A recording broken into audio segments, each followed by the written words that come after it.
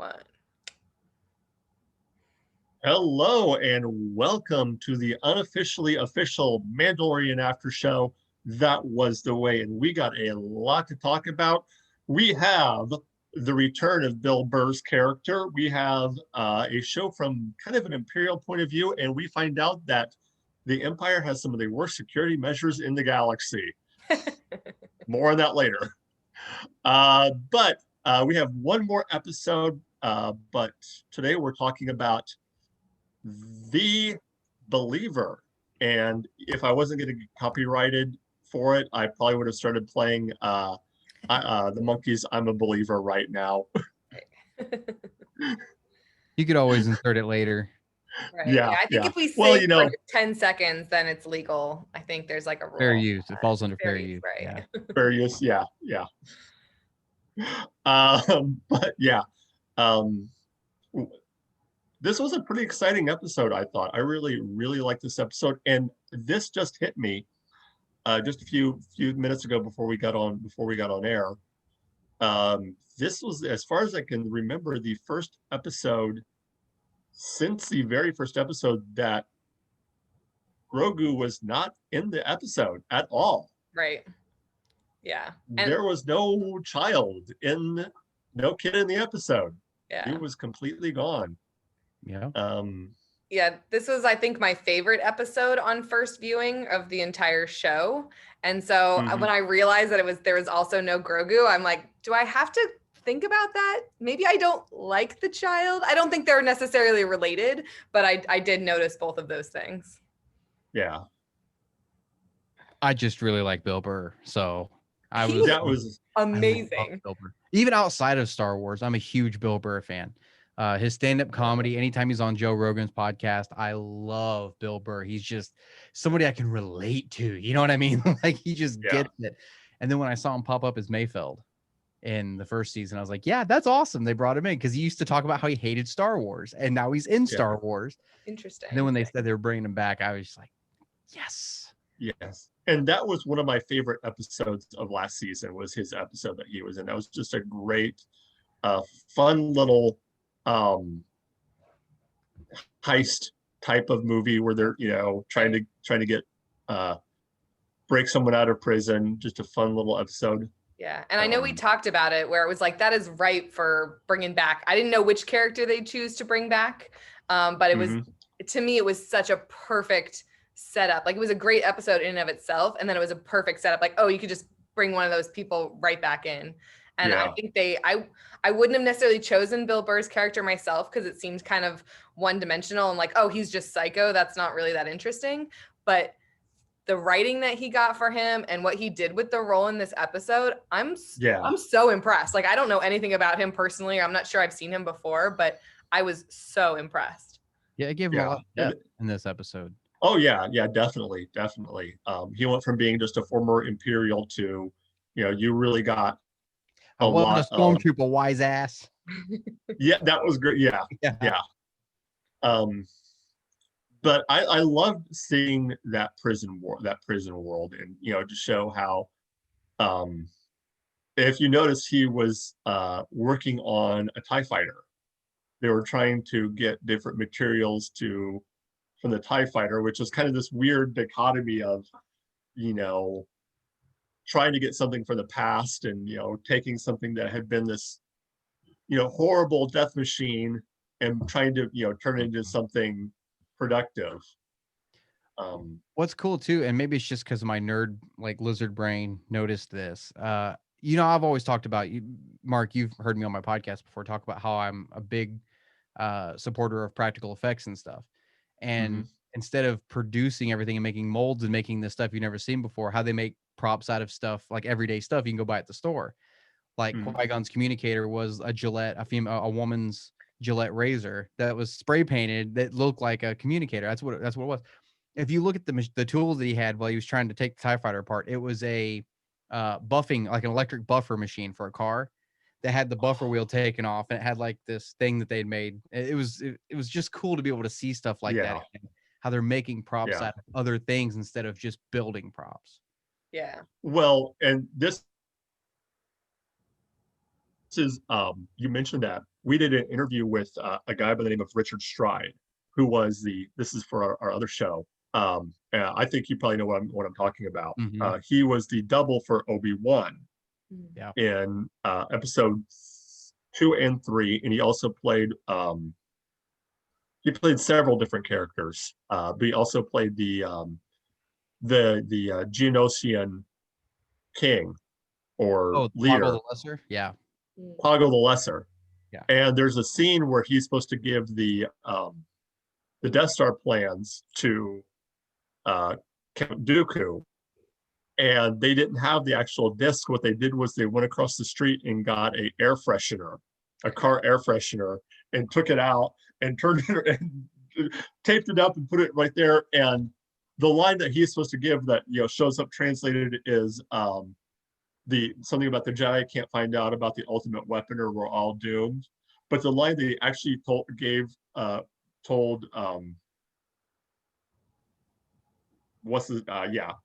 Dooku was, "Here you go, sir, something to freshen up the galaxy with." And he said he lost it. He said ever after that they had to do, he said the production crew hated them because they had to do like about 50 takes, because every time he would just start getting the giggles. They both would start getting the giggles every time they were trying to do the scene. That sounds about right. Anyway, that's a little aside there. Well, but I do wonder in this, I would love to see the original, screenplay for this episode, because knowing that Bill Burr is as a comedian or whatever, like, did he slip TPS reports in there, or did the writer slip that in there? Did he come up with brown eyes, or did the writer come up with brown eyes? Or did the writer elevate the comedy because they knew they were writing for a comedian? Like, I want to know the evolution of all of that, because as it turned out, and honestly, it's not the Grogu not being in it, it's the comedy that was in this episode. It's the reason I think it was my favorite. It was natural comedy. It didn't, because it didn't come off like he was trying to play a comedian or a funny role. It just came off as someone who was just naturally funny. Right. Putting on this guy's armor, it's really stinky, I can't see anything in this helmet. How can I drive like this? Like all of those just little moments that maybe another actor wouldn't have either been given or made of it. And I just because even though it was, like you said, even though it was a funny episode and had funny scenes in it, it didn't come off as being a necessarily comedic episode. Right. It was just an episode of The Mandalorian that happened to have some funny parts in it. Yeah. I love and like my level of humor, like my level of observational, like, isn't it weird, that sort of humor, and I think it just tickled me. And it wasn't just Bill Burr either. I mean, even Tamara Morrison had a line in there that was funny, where they were trying to decide who was going to go down, and he's like, "I'm pretty sure they'd recognize my face."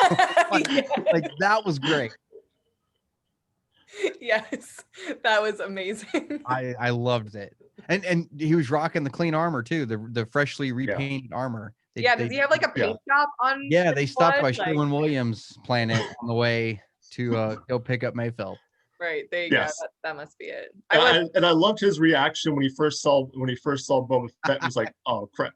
Like, oh, I thought you were someone else." And then he's like, "Oh crap!" Yeah. No, really, from that first moment that Bill Burr is on screen, he was doing that sort of, is this going to work out for me, or am I going to be killed? And I think that's what was really interesting to me.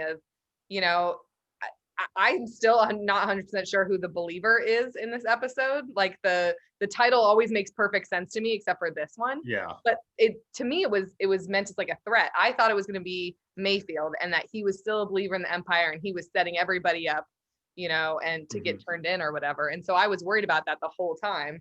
And he plays it so well, of that, like, should I stay here in the chop fields? I don't want to get on the ship with these people. Like, all the way from there to the very end where he's walking away and he turns around because I think he thinks they're going to shoot him in the back. So there's a few, I mean, we'll get to it because there's something I want to talk when we get to the end. There's something I do want to talk about that scene there. But I loved the fact that in a lot of this was really done from the Imperial point of view. And you see the Empire, there's a lot of scenes where this was really done to almost humanize the Empire. And even Bill Burr says that, where they're going through the village, and you see the kid, the little kid there, looking up at them, and he even says, it's like, to these guys it doesn't make any difference. New Republic, Empire, it's all the same. Right. Just a new face to the same government. It kind of mirrors what DJ said in Last Jedi when he was like, it's just a big machine, partner. Don't join. When he's talking to Finn about how both sides produce weapons, it goes right along with that line. Yeah. Yeah. It's just the same. Well, and it's the first time, I think it's from The Incredibles or whatever, where it's like, you got me monologuing, like the bad guy. And it's just one of those things we've never heard an Imperial officer monologue before, right? We've heard them, be creepy and be bad, but like we've never heard a straight something like that of people needed to, or at least I haven't. Maybe it's in the Clone Wars a bunch or whatever, but in the thematic cinematic ones, it's just they are bad and we know that, and every once in a while they get a line or two to force that, but like no, this guy was monologuing and we've never heard that before. Yeah. And he put like you said, the Empire's always been evil for evil's sake.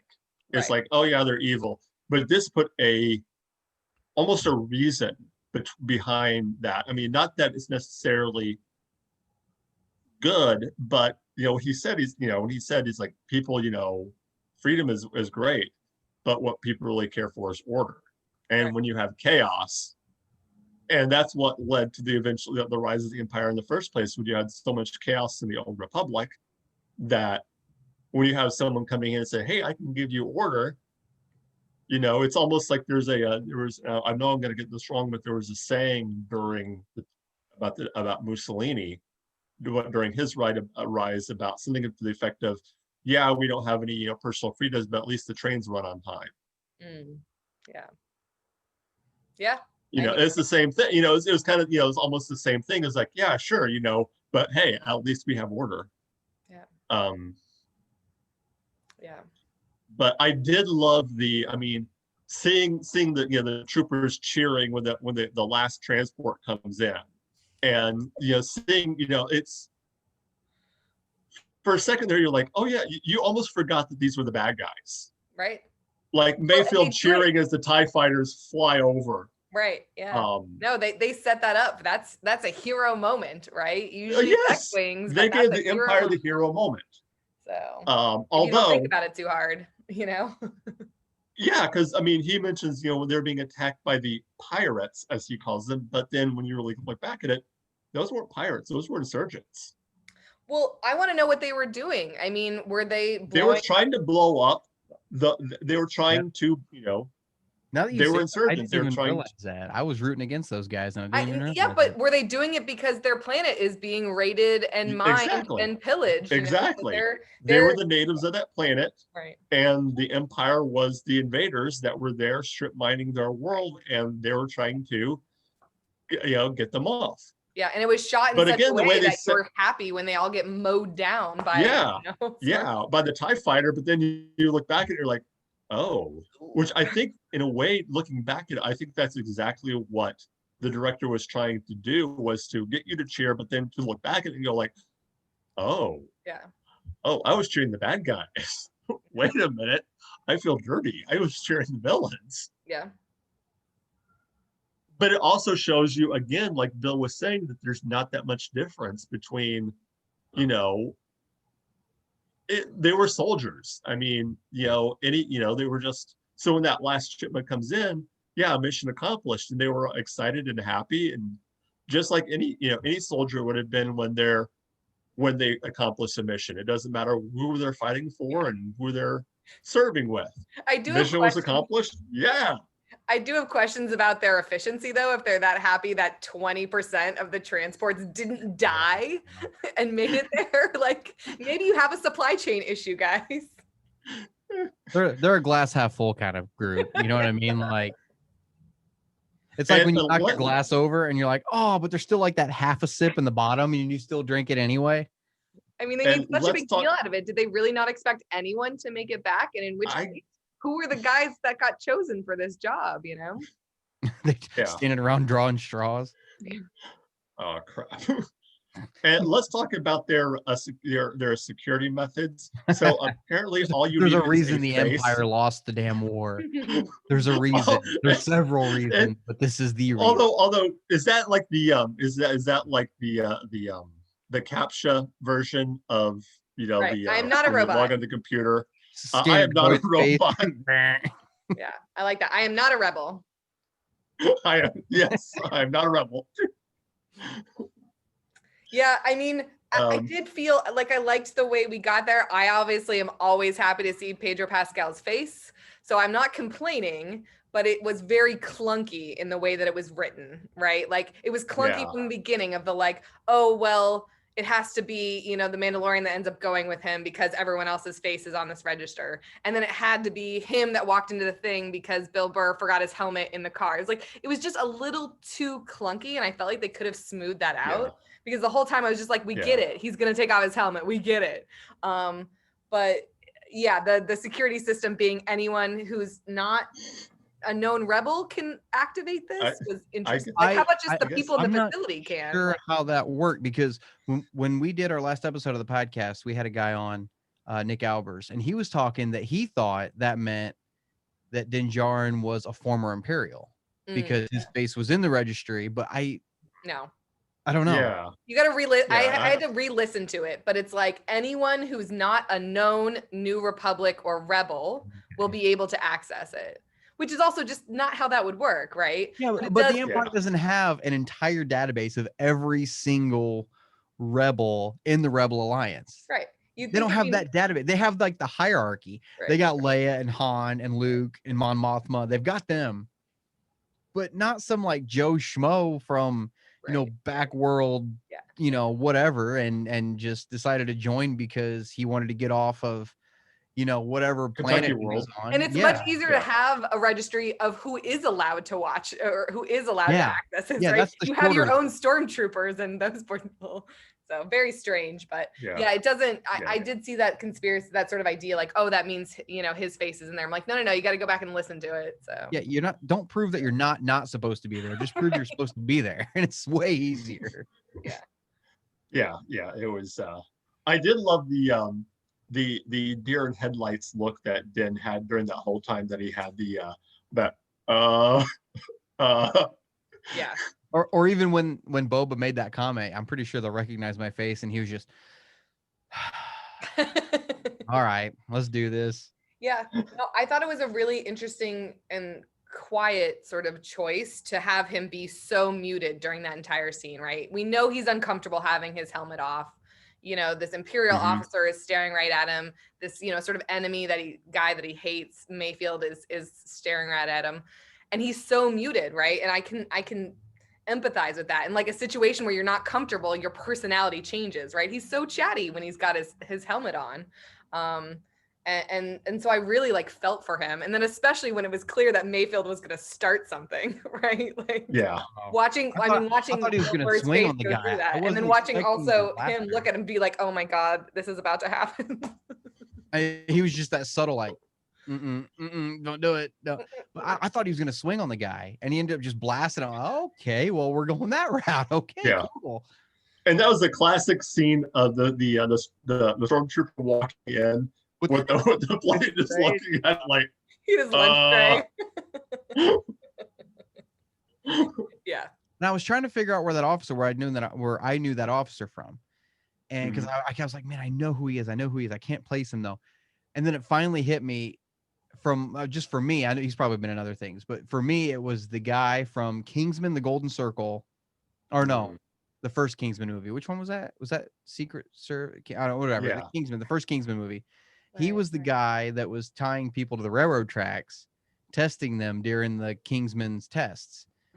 And he was the ones going, you got to tell us about the Kingsman's exit. And he's like, all right. And, before the train doesn't run him over, that was that guy. And it's just, for some reason, it took me forever to figure out where I knew that guy from. But he was a perfect He was also on Game of Thrones. Okay. Oh, was he? Okay. Yeah. He was a perfect fit for Imperial officer, though. Yeah. He was. It was also interesting that someone pointed this out too, that usually when you hear Imperial officers talk, they have that very posh British accent. crisp and he had a very southern drawl to it. Which was very interesting. I don't know if that was done on purpose, if they purposely cast an actor that had a southern accent, or if they gave him a southern accent for a reason.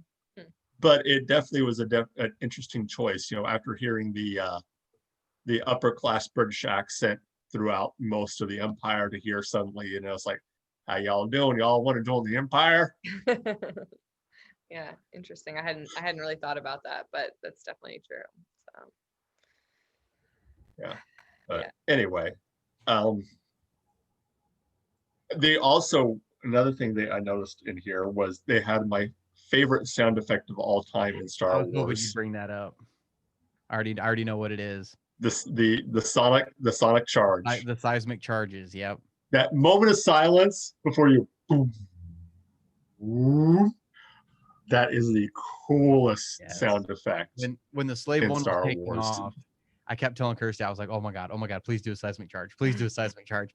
Please do a seismic charge. And as soon as it cut to the back of the ship and you see that door open, I was like, yeah! And I never thought I'd be that excited for a stupid bomb.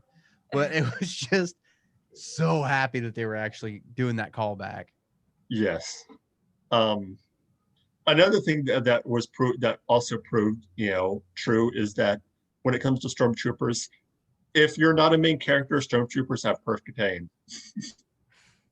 Yeah, that's true. No, you're fodder. Yeah. Yeah, that's where that line from episode 4 comes from, right? Like only stormtroopers could be so precise if you don't have a name. Yeah. Yeah, no, it was interesting. Also with their armor, right? Like, the fact that Kara could like elbow them in the armor and knock them out. I was like, I mean, I know she's a tough, right? Yeah. She is a badass chick, but I was like, really? We're elbowing people now. And actually my husband pointed out, I didn't notice it the first time, when Din is up there fighting, he like uses, his like where his Beskar would be, and it's it's very bad armor. And so he has to change his fighting style. Like his fighting style is totally different than the deflection with his Beskar. Yeah. And when he climbs back down in, he's like grunting in pain. Like he's gonna have some bruises tomorrow that he's not used to having to worry about. He had a hell of a day that day. Yeah. Well, you also have to remember that this may not be even up to standard armor from even the height of the Empire. It's true. The Empire isn't, they don't have the resources that they did. That's why Moff Gideon is in a light cruiser instead of a Imperial Star Destroyer, because probably Imperial Star Destroyers of that size are few and far between.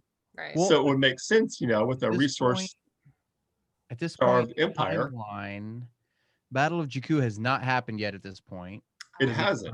It hasn't happened yet. So that would mean all the capital ships are gathering out in the unknown region somewhere. I mean, it can't have happened yet, because unless maybe it did, because he did make the comment. Boba made a comment in the last episode. Well, the Empire's back, and I don't. Well, Mayfield mentions Operation Cinder. Right. Yeah. That was the start. That was right after Return of the Jedi. Yeah, he mentions Operation Cinder.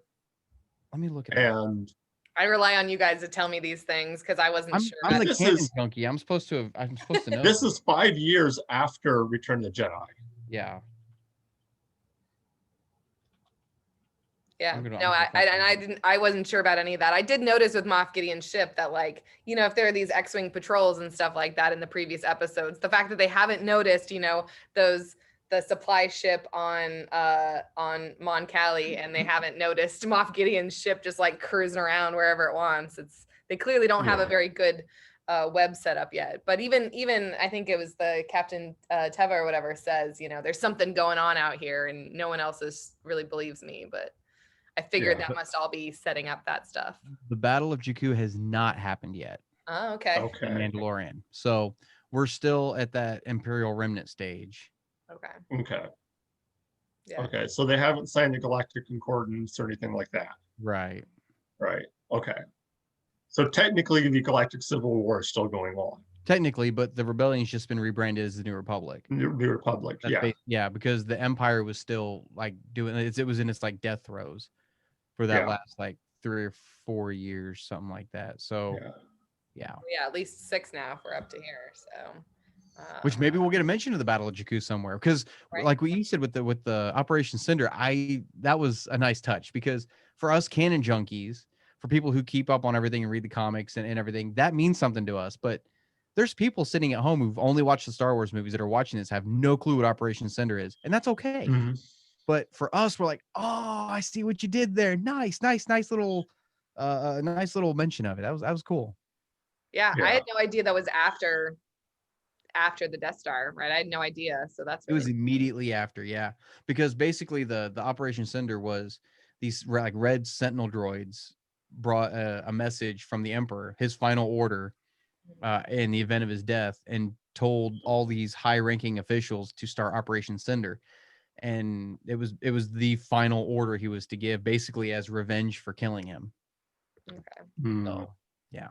Interesting. Oh, it's cool. One thing I thought was interesting was we get to see, we see Bill Burr, doing some pretty cool stuff, but we finally at the end get to see, him do what he was trained to do as an Imperial, which was he was an Imperial sharpshooter.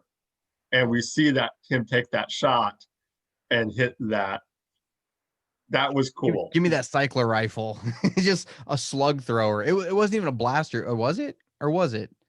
I thought it was the same type of weapon that like the Sand people use. Was it? Okay, but I think he shot a blaster bolt out of it, which is funny because a cycler rifle is supposed to be a slug thrower, which shoots bullets. I don't know. I'd have to maybe watch it again. I have to watch it again. Yeah. I gotta get back on Google. He did say that cycler rifle, because I noticed that. So yeah, well, and as soon as he did that, I was like, oh, this is the reason Kara's gonna let him go, I did like, I was half expecting them to say, hey, come aboard, we can we can use an extra hand. But I did find it interesting though that they just left him on the planet. They didn't say like, we can take you to a place and drop you off. They're like, no, you're fine here. Right.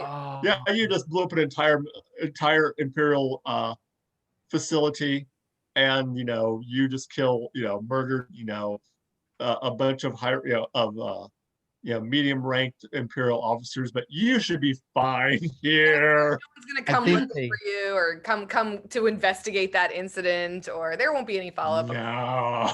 I think they did mess it up, guys. Because I just looked it up. A cycler rifle is a slug thrower. Oh, okay. So I'm getting ready to check. So maybe they liked the name and they liked the different concept, and they were just like, maybe. Well, Brian won't call us out. Brian won't figure this out. He's an idiot. But I could tell that blowing at the facility. I mean, I like the choice of leaving him there because and maybe now that I think about it, maybe he's the believer, like he's believing in the other cause. Mm-hmm.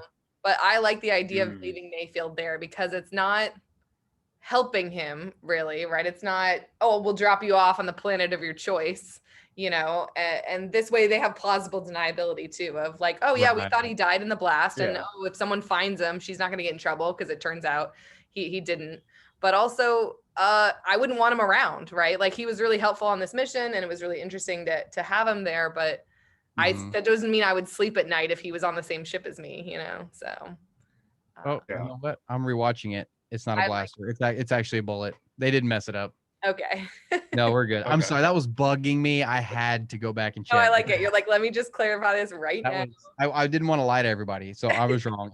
He didn't shoot a blaster bolt. There was nothing. It was a slug thrower. So that's good. That's an impressive shot for a bullet, though. That's an impressive shot. Yeah. It is. Yeah. Plus, it was like clearly shot in like Hawaii or what was supposed to look like Hawaii, so he'll be fine. He'll just, find a beach. It kind of had that Scarif look to it, just a little bit, like if Scarif didn't have so much damn water. Yeah, definitely. It's also interesting because we've only seen a few times where we've seen vehicles in Star Wars with wheels. Yeah. I think Rogue One, which looked very similar to the prison transport. It did. That Jen what's was her on? name was on. Jen was on Right. in it. But yeah, it was very unusual to see, Yeah. wheeled vehicles Mhm. in the Star Wars universe. Well, and I and talked to someone recently who was doing a set visit while they were doing this episode, who said that it was literally just the wheels. Like that, like everything else was like put in later. It was wheels and then like a platform above the wheels for like the action to take place. And that's Oh my all that was there on the day that they did this set visit. Everything else in there was added in. And I think they did a really amazing job because it looks Yeah.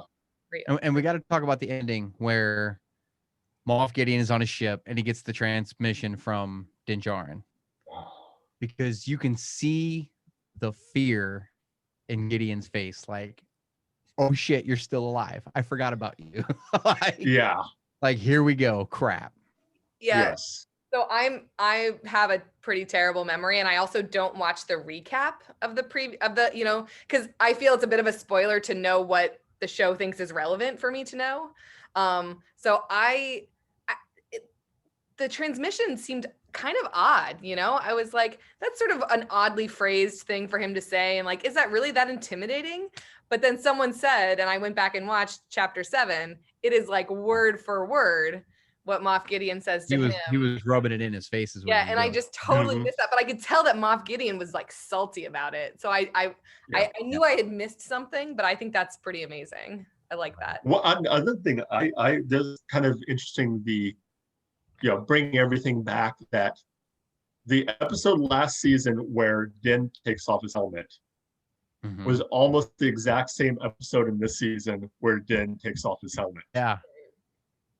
And last season they had like a loophole as to why he could remove his helmet and it'd be fine. It was, IG IG-11 wasn't a living thing, so therefore he could see his face and it was perfectly within.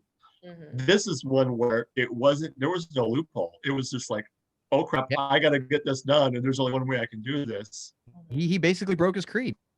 Yeah. Because I mean, even Mayfield makes a comment, well, there's no witnesses, so you're good. And then, but Mayfield still saw him. Like, that's the thing. So, but and I like the whole discussion they had, which is the discussion I want to have with the writers or whatever, which in the truck, is like, so can you not show your face or can you not take off your helmet? Yeah. Like, which one is it? And which, and then, when push comes to shove, if you'll give it up, then that makes you the same as all of us, Well, this season, they've kind of been touching on the helmet thing off and on, because the episode with Bo-Katan, every time a Mandalorian takes his helmet off, he's like, you're not Mandalorian. You can take your helmet. Like, what do you, what? And then you find out he's a part of Death Watch. And, but even Death Watch could take their helmets off during Clone Wars. So that doesn't make any sense to me, but whatever. But it's like, he's starting to have these revelations like, whoa, why is everybody else doing it? Why can't I? Like, what's going on? So I think that's going to come into effect also, or that's going to have some kind of effect on his outlook on it going forward. No, I think definitely. Oh, go ahead. No, I was just agreeing. Go ahead. Yeah. Now moving forward into next week's episode, what are you guys expecting?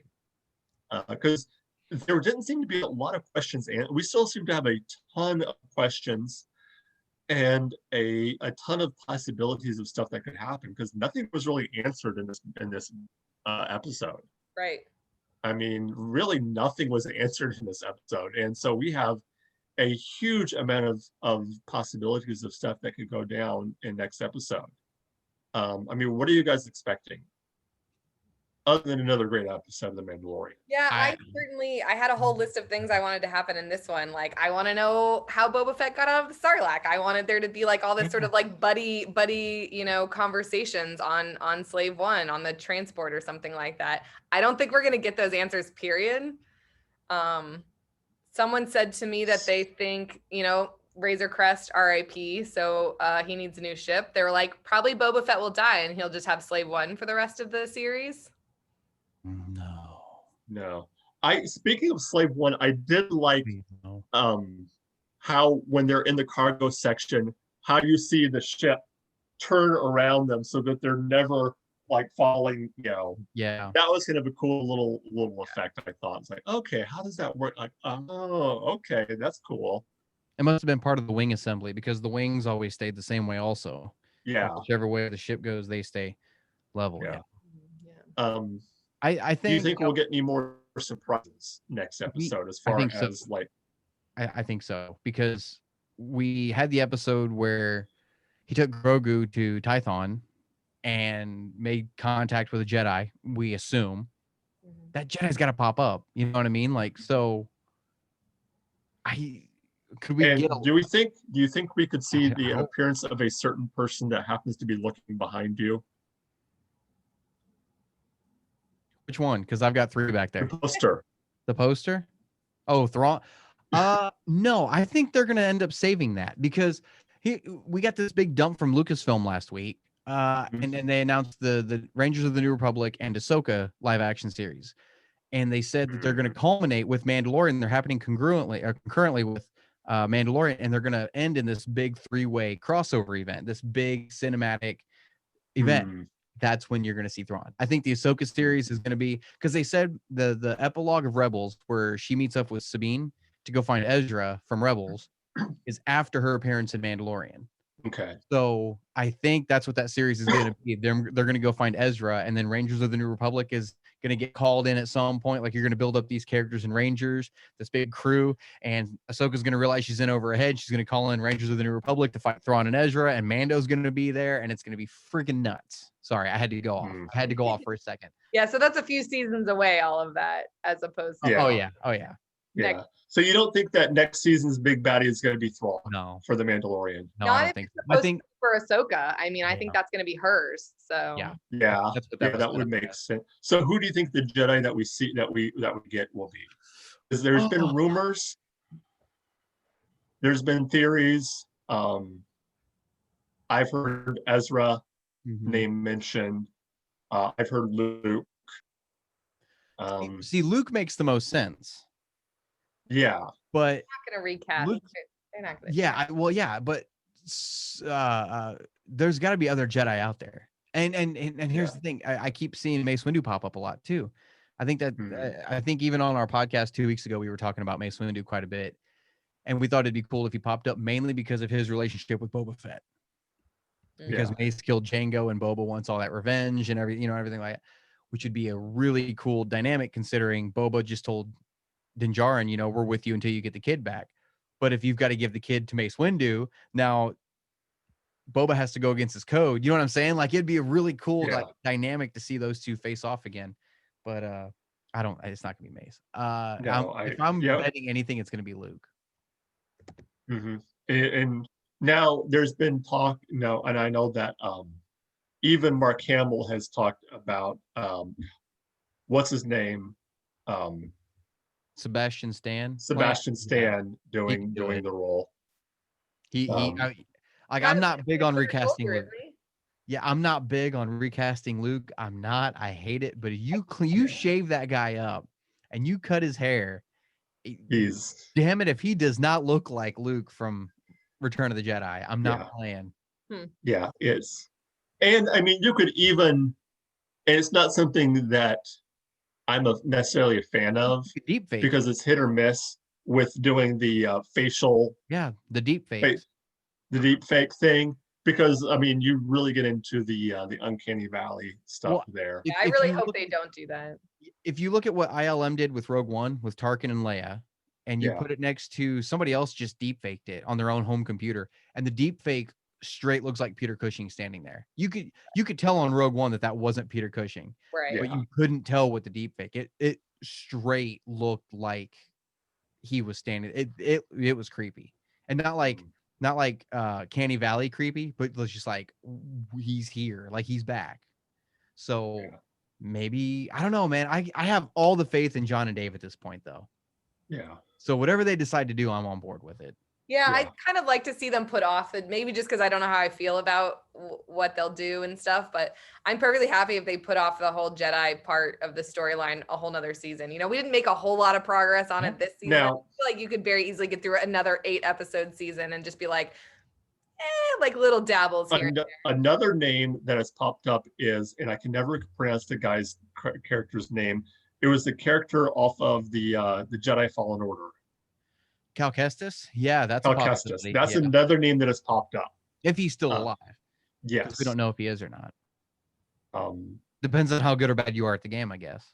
Yeah, I guess so. Yeah. Like that.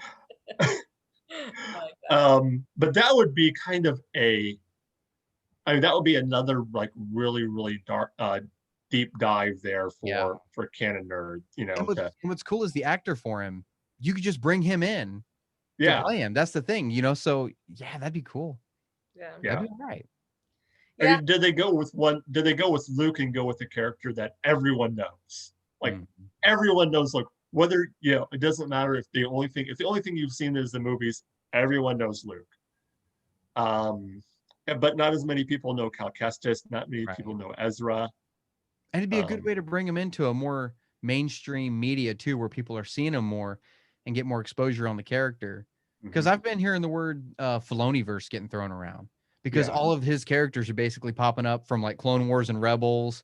They're all popping up in Mandalorian as live action, and it's just glorious. And and they're talking about a Filoniverse, and I'm cool with that. Yeah, I'm down. Yeah.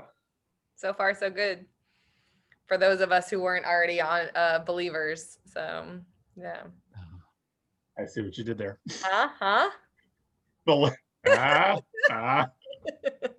Now I'm the believer, I guess. That's what it was. It made a believer out of me.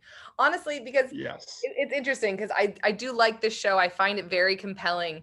And doing this podcast for season 2 has definitely made me watch it with a really analytical eye. And honestly, this was the first episode, chapter 15, where I have liked it the first time. I have definitely liked it on first viewing, as opposed to been like, where does that fit in? And I need to think about all these different things and let me watch it again once the whole season's over. This one, I was just like, and maybe it was, the action sequences. I know part of it was just the really interesting choices, that either the writers or Bill Burr made for comedy. Seeing Pedro Pascal's face instead of just having to he does a very good job letting me know what he's thinking when I can't see his face, but it's also just really nice to see his face. And also, since I'm the one that usually does it, I'm definitely going to choose the thumbnail for our post as the Cara and Fennec with their huge guns, just up on the hill, like all coordinated, because that was just an amazing shot. I don't even remember what they were talking about, but I was just like, yeah.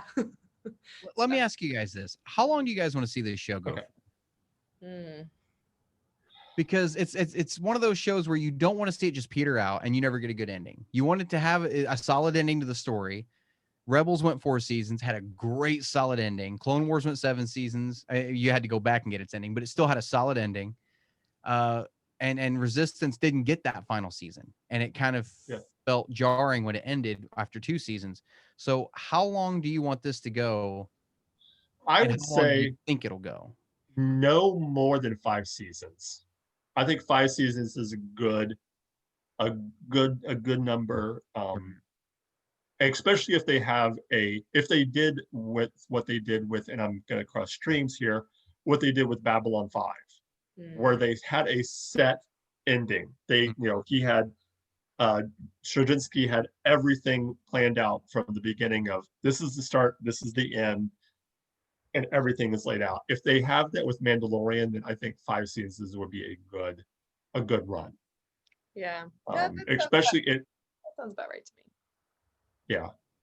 Because I don't think you're wrong. I don't want it to turn into like the last season of Game of Thrones or like 95 things happen in every single episode, because we know Star Wars, Disney Star Wars at least, seems to have a predilection to do such things. Rise of Skywalker. But it's just one of those things where I want to see a certain number of things happen, and I like the pace that they're doing it now. So yeah, 5 seasons of this pace seems about right for that. But if they decide to get, once we get into crossovers and all this stuff that got announced, now I'm just like, I'm so scared I'm not gonna be around to see it all, because I want to see all of these things.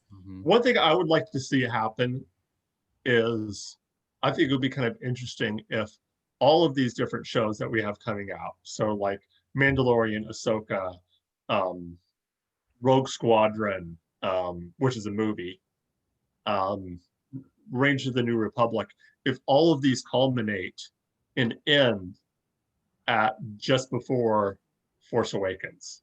So if they all go through and they all kind of, so you, as you watch the series through, the series is through, you can end the last of the series and then boom, you're right into Force Awakens. Makes sense. I mean, it wouldn't surprise me. You got 30 years to cover there, though. I mean, true. 25 from Mandalorian now. So yeah, you still got 25 years to cover. And honestly, if you do 5 seasons of 5 shows, you're there. Yeah. So I mean, if you do a season a year, if you do that math, you're there.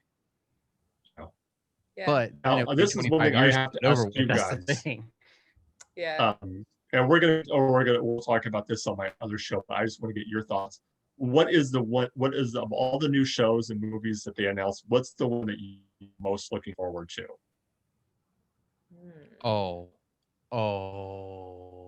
Help me, Obi-Wan Kenobi. You're my only hope. I'm so stupid excited for Obi-Wan. So I'm not supposed to tell nobody this, but I got to see the footage from the Obi-Wan thing that they didn't show during the investors call, and it looks awesome. They don't have anything shot yet. It's all basically concept art, and they were talking to Hayden and Ewan, but they had concept art. That's what got me. Yeah, they had concept art of Obi-Wan and Vader fighting again. They have concept art of that. They've got concept art of Vader hunting down Jedi as Vader. Like I'm like infinitely more excited for Obi-Wan than I when I heard that Hayden Christensen was coming back. I was just like, yes. Yeah. And there's so much you can do. You can do flashback scenes because Hayden doesn't look that much different that you couldn't do a flashback scene and still have Hayden. Yeah. You could do flashbacks to Clone Wars, and you could show, new scenes from Clone Wars that we've never seen, or you could even do some live action versions of stuff we've already seen. Yeah. You know what I mean? And it would I think it'd be awesome to see something like that. Yeah. Yeah. Going back and rewatching the prequels earlier this year, I do have a serious respect for Ewan McGregor's acting chops and Alec Guinness, beard stroking impression and all of that, which they then had to draw into the Clone Wars, which I love. So yeah, more Ewan McGregor, more ginger beard. I'm all for it. Honestly, I'm the most excited about the Rangers show, even though I don't think there's very much information out there about it, because I it's come up a couple times on this podcast, right? I like those characters, right? I know Dave Filoni's one of them, so it probably won't be Trapper Wolf, but I like those people who are going about doing their jobs and they don't have a famous last name and they aren't like in the, they're not in the room where it happens or whatever, but like these guys are out there doing their work. So it's, these guys, Carson Teva or whatever out there, taking reports and getting lied to by the magistrate or whatever that the Razor Crest is here and, doing his job and figuring out what's going on. They're basically the red shirts of the rebellion. Right. Yeah. Exactly. The Lower Decks. I don't know if you watched that show, but it's yes.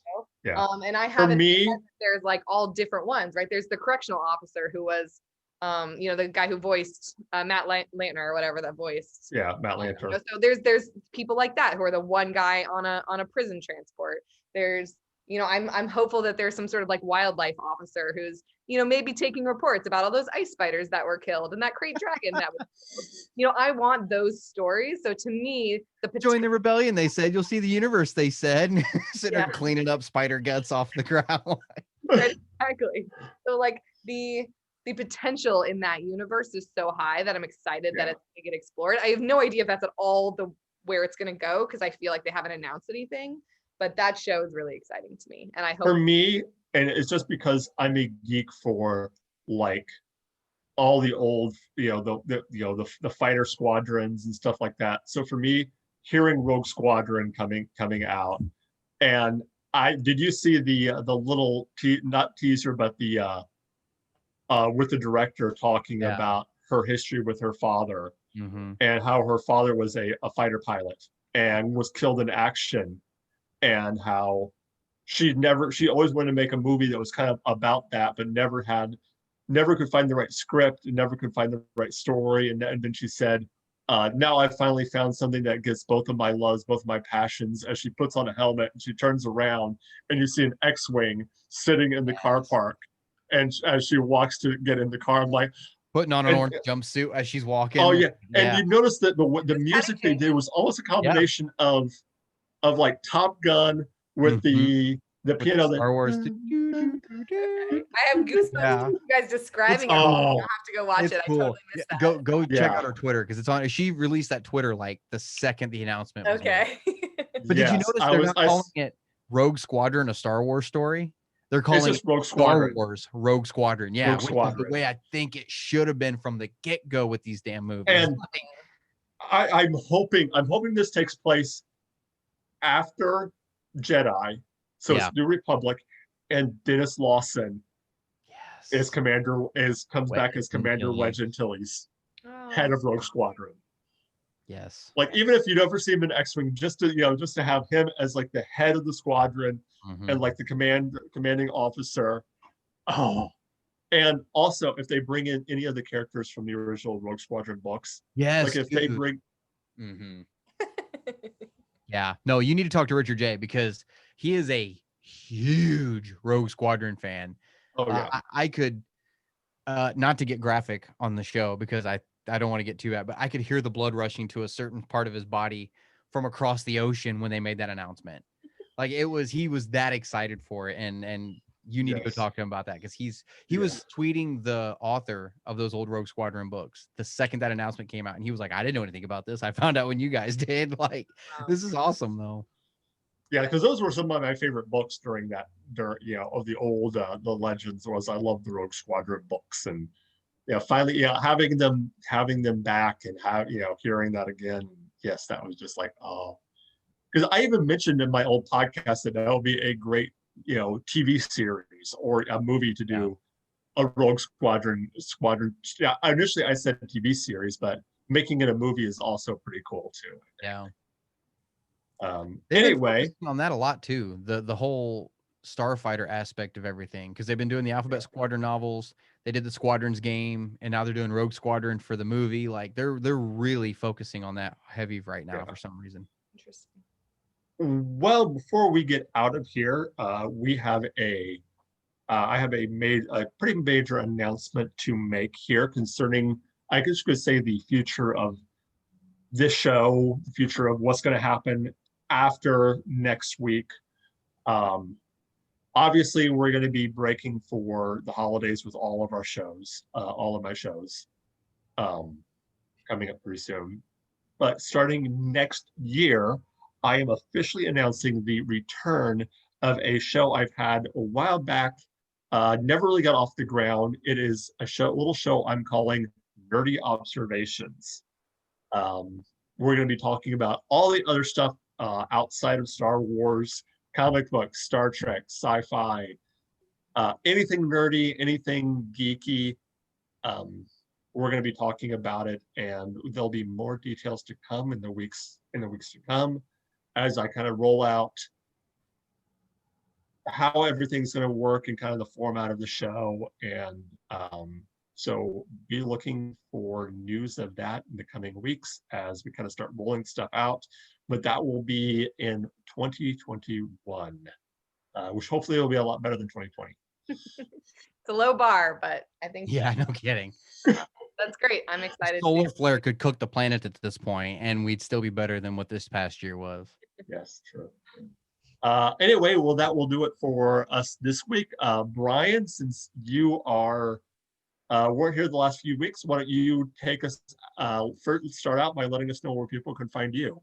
Okay, so you guys can find me on the Star Wars Canon podcast, airing every Saturday night on Spotify, Apple Podcast, Stitcher, Anchor, and Castbox about 7 p.m. Central Time. The video version will be released on the YouTube channel 7 p.m. Sunday night. So it takes me a day to get that all edited together. We've got a Discord server now. You guys can go check that out. The link for that is on the YouTube channel as well. You guys check out the Facebook page, Star Wars Canon Podcast. Follow on Twitter at at SW Canon Podcast. And then we've also got a Patreon account and the mobile app. So definitely go check out the mobile app on Google Play. And Melissa, what about you? You can find me on Twitter at Melissa Truth and also many_scientists.